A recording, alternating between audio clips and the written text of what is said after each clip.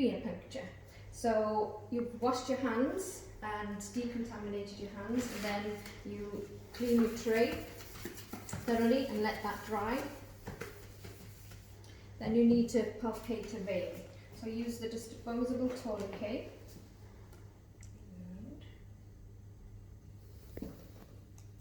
And then palpate your vein, whichever the best vein. Obviously, make sure that you're not by the artery here, but, and palpate the main vein, usually the median cubital vein. Once you've palpated your vein, you can undo the tourniquet. So I can either use a butterfly or that you can use this needle. So you'll need a Vacutainer holder, something to clean your skin, and gauze at the end. So you need some gloves. You need to make sure that you adhere to the ANTT principle. So the key site in this procedure would be the skin here. So once you've cleaned the skin, you mustn't then touch it in, but if you need to, you can use sterile gloves. So open the clenelle and clean with the part that you haven't touched. So clean for 30 seconds. We use this clenelle that's licensed for skin. So clean for 30 seconds and then let it dry naturally. So make sure you clean for that 30 seconds to make sure that we try and kill all that bacteria. Once you've cleaned the site, then you just go around and obviously then not come back. So whilst we're waiting for that to dry, we can prepare our equipment. And when you take this off, you'll get this part of the needle, which has got a needle inside of it, so be careful with that. That goes into the Vacutainer holder, and this is a safety device, so pull back the safety feature. If you're going to use a butterfly,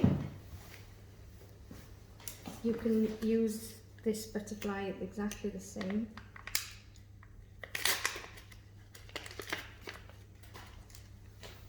So keep all the key parts covered.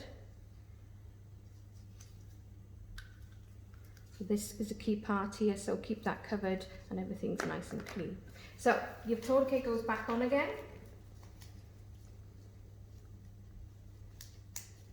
Okay. Now this is a point where you can't repalpate the skin. You've decided already what bloods you're going to have, and the order of draw is per hospital policy. So this is our order of draw here in Velindre. So I've got these 3 bloods to do, so I'm going to do the yellow first, the purple, and then the grey. So put them in order of draw. If you're doing blood cultures, then the blood cultures come at the beginning, and these venous blood gases come at the end. There's another video for the venous gases. So the tourniquet is on, so remove your cover, and if you want, you can put your first bottle into the bottle, but don't advance it into the needle. Go in at a shallow angle. With these needles, you don't get a blood return here to donate that you're in the vein, but take your first blood and you should be filling that. After the first bottle is halfway, then you take that out, and you must invert.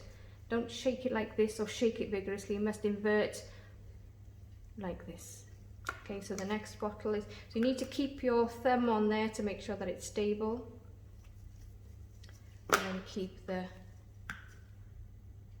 bottles inverted. You can do them all at the end if you want by just inverting them all in the end. So now you need to make sure that you deploy the safety.